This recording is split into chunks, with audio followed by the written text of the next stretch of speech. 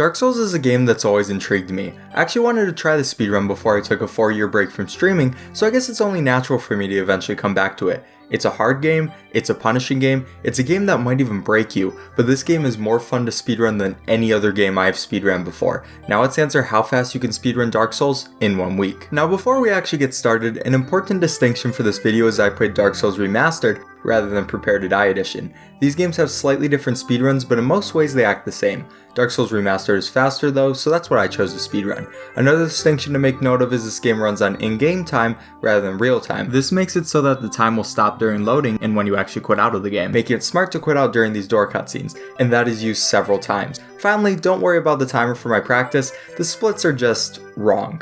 But the time does show you how long it took me to learn the route and do some practice. That's about it though, so let's start day 1.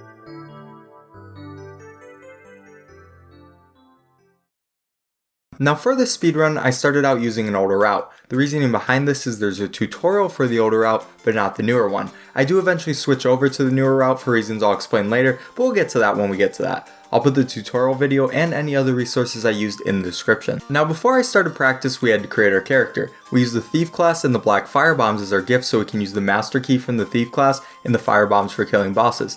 Other than that, we focused on making the perfect character. There is me, LOL. Then we go running to the first boss. Here we can just firebomb the Asylum Demon 5 times to kill him. Then we can run around till we jump, quit out, and go back in the game to destroy the wall and see Oscar. This works as it triggers the boulder that actually destroys the wall, and then we load back in. That wall will be destroyed without waiting the usual in-game time. You can then go back and finish up Asylum. Easy. When we get to Firelink, we immediately go to this elevator and use a humanity to get a better black halberd drop chance, something I'll explain in a bit. We keep running through picking up these souls, the Dragon Crest shield, some more souls, and the red Tearstone ring, all while dodging scary dragons. I practice this area a lot because these enemies can just destroy you so easily. Also, my menuing was terrible at this time, but don't worry, I get much better as I practice more. We can then roll off this platform and run all the way to the next elevator, when we get to the most aggravating part of the run as it's just pure luck. Here we pick up the Grass Crest shield, which raises stamina regeneration by 24%, which is obviously useful for running fast. Then we have to backstab this enemy so he falls off the cliff,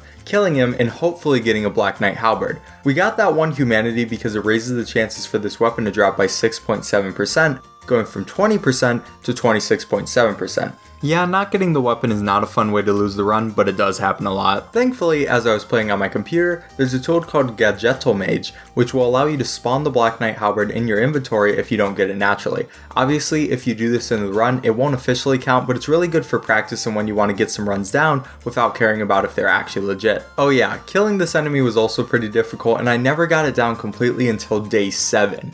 You have to provoke him to attack you, go behind him, and then backstab him. I still don't know why it was that difficult for me, but it just was. Anyway though, we keep running until we can punch this Titanite lizard and firebomb him to get 2 Twinkling Titanite, which we'll use later to upgrade our halberd. After that, we just keep running past enemies until we see Andre. Here we buy 2 Titanite shards, a weaponsmithing box, and a war pick.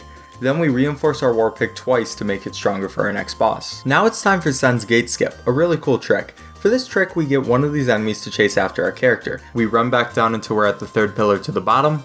Then, with our back towards the pillar, we parry the enemy and hit him, causing the camera to be above us and the controls to be really strange. We have to maneuver ourselves to Sen's Fortress and freely walk through, as the usual gate does not load when our camera is like this. We can then quit out and continue, and we're inside Sen's Fortress. This took a while to get down because of the weird controls and me not being the best at parrying at the time, but it was only a matter of time till I got it. The route through Sen's Fortress has some pretty cool movement, but it's all pretty linear. We have to dodge some enemies and some flying axes, which eventually boils down to just learning the route and executing it. The best part of the run does come at Sen's Fortress though. Yeah, it never gets old. I also purposely get hit by these arrows to activate the effect of the red Tearstone ring that we picked up earlier. This item increases your attack by 50% when you have less than 20% of your health. We always try to have this effect for bosses as it kills them much earlier. We continue running until we get to the Iron Golem, the second boss of the run. Except I couldn't really get this fight down, so I decided to go offline and practice it for myself, continuing the next day. Now that we're at our first kinda difficult boss, I think it's a good point to tell you that throughout my practice I've been using a program called SpeedSoul's Save Organizer. This allows you to basically make a save state anywhere. Then if you die, you can go back to that save point instead of having to go all the way back to the bonfire. This makes practice much less tedious, and I definitely recommend it if you want to run Dark Souls. Now I learned how to defeat the Iron Golem and got pretty consistent at it offline. Basically, you run between his legs, hit him twice with strong attacks, firebomb him, hit him some more to topple him, firebomb him again, and hit him one last time. This defeats the boss by knocking him off the bridge. Now we're at Orlando. Here we run to our first bonfire and level up our halberd twice so it hurts bosses even more. We also increase our strength and dexterity so we can actually use the weapon, but only when we wield it with 2 hands. From there on, we have to dodge many annoying enemies. There's this part, and this part, and this part, and this part, but finally, if you manage to survive, we can make it to the next bonfire. Here we get hit by the knight once, equipping our shield rapidly to prevent hit stun, make this tight little jump, fall off here to get in red tearstone territory, and finally make it to our next set of bosses, Ornstein and Smough. This fight is easily one of the most difficult of the speedrun. You have only 1 hit and then you die, and you have to deal with 2 enemies instead of 1. My favorite strategy was to get Ornstein to run towards me, one of the 3 patterns he can do, hit him twice to stun him, and 1 more time to finish him off. However, that didn't always happen because Smough would rush towards me and I'd have to run away. When this happened, I tried my best to get them separated before defeating Ornstein in only 3 hits. Smough is much easier after Ornstein dies though. Most of his attacks are slow and easy to dodge, so you just have to be a little patient. He only takes 7 hits. This was an extremely scary fight, but I knew I could practice more later, so I moved on for now after trying the fight for a little bit. Finally, we firebomb Guinevere to make the sky go dark, and leave to go back to the Undead Parish. Really quickly before our next boss, we buy the Crest of Artorias and go use it. Then we take that bonfire right by it and teleport back to the Undead Parish again. Now it's time for Gargoyles, which is the easiest fight of the game. We don't even activate Red Tearstone Ring for the fight, it's just that easy. We did have to make it past the kinda scary room, but the boss is easy so we just ring the bell and leave. We warp to Fireling's Shrine next and we get the Ring of Favor and Protection from Lautrec, which boosts your HP, stamina, and equip load. Yeah, we kinda just kick him. Then we go to Quelaag. There's a setup you can do to get to Quelaag really quickly, and it's this. Yeah, I didn't try to do it because it seems pretty difficult. Those are called meme rolls, by the way. Instead, I drop off right here and go to this conveyor type thing. Then we drop off here so we can get some damage, but not too much as we get poisoned through the water. Therefore, when we make it to the boss, we have less than 20% health. Now for this fight, you kinda just hit her a bunch of times. There is a way to stun lock her, but I never actually learned it, so I kinda just hoped I'd learn the attacks and be good. Now we ring the second bell, dark sign back, and warp to Firelink. We can then place the Lord Vessel before dark signing back and going to Hydra. Before we make it though, we get the red Tearstone Ring power up here so we get enough strength to fight the Hydra efficiently. With the shield we can block the Hydra's attacks, two-hand our halberd, and then strong attack the heads. We have to take out 4 heads before we can move on, but I regrettably never truly learned the patterns for this fight, so I definitely could have been a lot faster. Anyways, after that we run to the left for a while and then quit out and continue. This spawns this golem which we need to kill. We also kill Dusk who comes out of him before dark signing back. Now we warp to Orlando and basically just run for a while before getting to this golem. We just need to hit him a couple times and either dark sign back or die. Now we have the broken pendant and can continue on. At this point there are only 3 more bosses to learn, but again I was exhausted. Therefore I ended the stream here and was ready to continue again tomorrow. For day 3 before the stream even started, I put some practice into the bosses off stream. This is actually pretty much what I did every day before my stream for the next few days, as for some of these bosses, I needed a lot of practice. Eventually I was done though, and it was time to finish my learning. Now here we go to the DLC for Dark Souls for a reason I'll explain very soon, but right before that we get red Tearstone Ring power up right here like last time. Now we have to fight Sanctuary Guardian. This fight is annoying. The Guardian has fast attacks and some tricky patterns, but he does have a weakness where you can hit him twice to stun him, cut off his tail to stun him again, and then finish him off easy peasy, which I tried to learn. Most of the time though, I had to do a 2 cycle. It's also really annoying that the boss can use several different lightning attacks which just waste time because you can't really punish him after that. On top of that, we can't take the bonfire right before him because you won't get the effect of the red Tearstone Ring as it will make you heal. So if I die, I have to run all the way back from here. I just had to learn how to be patient though, and it was all good. Now we continue towards our next boss, Artorias. Before the fight though, we can make use of meme rolls. By setting your equipped items to fall between 25.1% and 29% of your maximum equip load, you can smash the roll button on different ledges and take no fall damage. This saves a little bit of time over waiting for the elevator. Then we get to Artorias. Honestly, this fight isn't that bad. There are a lot of different attacks to learn and many of them aren't punishable without getting hit yourself, but you just have to learn them all and be a little patient. The general strategy is to wait for attacks you know you can punish him for, and just wait until the next one if it's too risky. After this we pick up the Purple Coward's Crystal for later, take the bonfire, and go to Firelink. Now here's where we go back to the Lord Vessel and warp to Uasaline Township. This is the setup for a wrong warp, which we get to the end of the game with. Basically, what we need to do here is use the purple coward's crystal and have it fail since you're in the wrong place, fall off of a ledge, and use an Etsis the first frame you're on the ground. Then we switch over to the dark sign and spam it until we teleport away. When performed correctly, we teleport to the final area of the game. This trick is kinda difficult, but only took me a little time before I got the muscle memory down, so it wasn't that bad. This is also why we decided to go to the DLC of the game. Now we need to damage ourselves again so we get the red Tearstone ring power up, so we get hit by this enemy before running all the way to Gwyn. Now the strategy for Gwyn is to parry his opening attack and punish it, hit him in the back, parry his next attack and punish it, and parry his final attack and punish it. At this point in the night though, my parries were awful. I spent about an hour of this fight failing the same things over and over again before I gave up, and decided I would practice offline later. This ended day 3.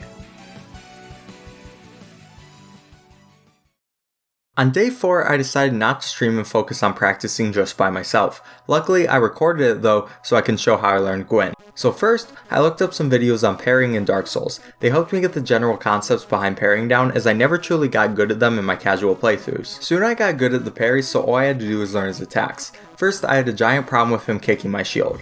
We want the shield up in case he does his fast attack so we don't die, and eventually I figured out I just had it up too soon. You don't need to have lightning quick reactions, you just have to wait a second before putting it up because Gwyn will always give you that second before his attacks. I also learned to just roll towards him when he tries to grab me and be patient. After all, just one attack could kill me. Finally, I was able to beat the fight, and it is honestly a good amount easier than the other fights once you get the hang of it. Therefore, I spent some more time practicing all the other bosses because I wasn't ready for them.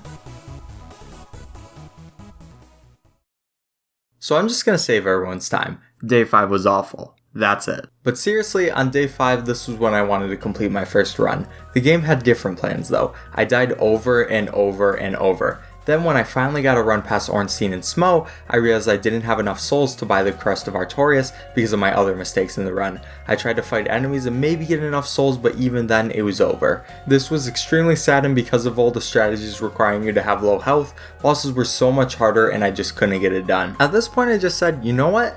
I'm gonna learn the newer route. See, the newer route involves duplicating your souls so you can upgrade your stats to the point you don't even need the red Tearstone ring. So I learned it, and here it is. Now the route is the same until you get to Andre. Here you go to the wooden arrows and open up the menu. Since we're able to buy 999 arrows, it saves that number into the game's memory. Then we can perform a glitch where we switch to our items and press quick game right after. Using both our controller and a mouse as I'm playing on the PC. Scroll down to our souls, click use behind the quick game confirmation, and use 999 of them. In the world record runs, they only get 633 because of the dark sign after getting Estises. I decided not to do that so I could have more level and health. Then we can buy our necessary items before duping our twinkling Titanites. Here we press the mouse button and A on the controller at the same time to pull up the arrows menu for the longsword.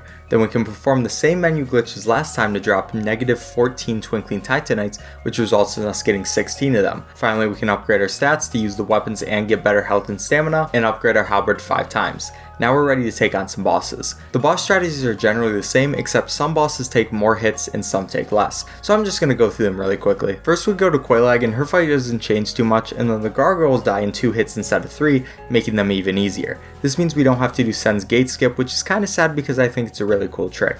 Then we take out the Iron Golem with 1 strong hit and then a couple of hits to topple him, and then Ornstein and Smough are pretty much the same except they take a couple more hits. Hydra is pretty similar as well, and then we get the necessary pendants before going to the DLC. After this, the rest of the run doesn't change from my original route. This route has the advantage of allowing us to use more safety bonfires as we don't have to keep our health low. We can also obviously not die in only 1 hit, which is pretty nice as well. And then I guess, it's faster. Finally, after 5 days of practicing Dark Souls, I was truly ready to do some runs. Now day 6 was a combination of 2 different streams, one earlier and one later as I wanted a break in between. It is also how I got my first PB, but none of these runs were actually PBs as I was using Gadgetto Maids to get the halberd so I didn't have to deal with RNG. But don't worry, day 7's runs will be legit. Also look at this character I made. He has you guys know Ludwig? It's like his chest hole, but it's on this guy's face. Now I started off dying at the place with the black halberd a lot. I probably should have relearned the way to do the fight, but I just kept failing and retrying. Finally though, we got a run going. I kept going and showed off my duping abilities and we were looking pretty good. Then I died to Quelaag, but I kept going and got my revenge afterwards. Gargoyles was easy as usual, but then I just really felt like falling off a bridge in Sen's fortress. Twice. After that was an easy Iron Golem fight even though I didn't do the trip strat, but we can move on. Now Anor Londo is my weak point. Almost every time I come here, I'm guaranteed to die at least once, so I probably should have practiced more. I also learned a strategy that if you do fall off here, you can quit out before you die and make it back safely, so that's some nice cheese. Then Ornstein and Smough gave me 3 different deaths, but I finally made it through. Hydra was, well, just Hydra, so I didn't really have a problem with that, and then I somehow beat Sanctuary Guardian on my first try. We kept going with me being Artorias' second try, and then it was time for the wrong warp. I got it pretty quickly, and sub 1 hour was completely possible if I just beat Gwyn quickly, and that's just what I did, making my first Dark Souls Remastered speedrun time being a 59:24. I completed a few other runs that day, like this one where I got the tiniest PB I've ever seen of only 4 seconds, and this one where, wow, that's a sub 55 minute time. And those runs ended day 6.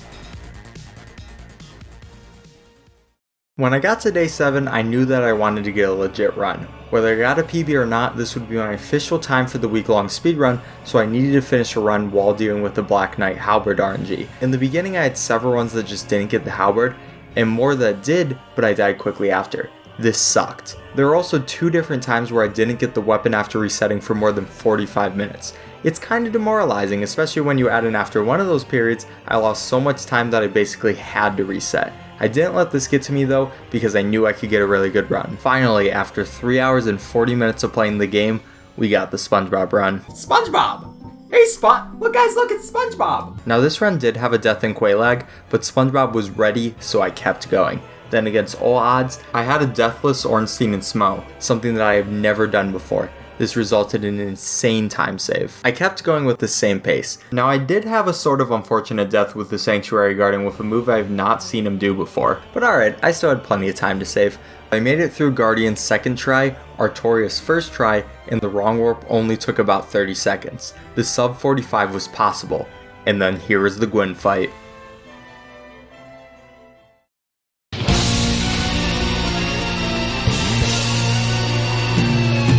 Yeah, I didn't get the first parry and missed some other ones too. Unlucky. Still, our final time wasn't too bad, and that was it. After 1 week of practicing and learning the Dark Souls Remastered any percent speedrun, I ended with a 45:17. Now I wish I learned the newer route first, as it's much easier and more forgiving, but I think the older route is kinda more fun to be honest. Just the fear that comes from dying in one hit is a good way to make you on the top of your game at all times. Overall, this is probably my favorite game to speedrun so far. It has cool movement, insane boss fights, and is really rewarding when you get better. The run also very much reminded me of a Breath of the Wild speedrun, so if you like those, I'm pretty sure you'll enjoy these too. Overall, I recommend this speedrun to anyone who loves Dark Souls because it's a great way to play the game you love. You need to be ready to get frustrated, but it feels amazing when you get a good run. I do recommend running the game on PC though, because you can use tools like Save Organizer and Gadgeto Mage, which makes the grinding less tedious and the runs more fun. It's an amazing speedrun, so I'm going to keep running it till I get a time I'm satisfied with. So feel free to check out my Twitch if you want to see that, or any other games I'm going to do this speedrun challenge for in the future. And speaking of that, for my next project, we're going to be speedrunning Super Mario 64 16 star for 1 week, so we'll see what happens.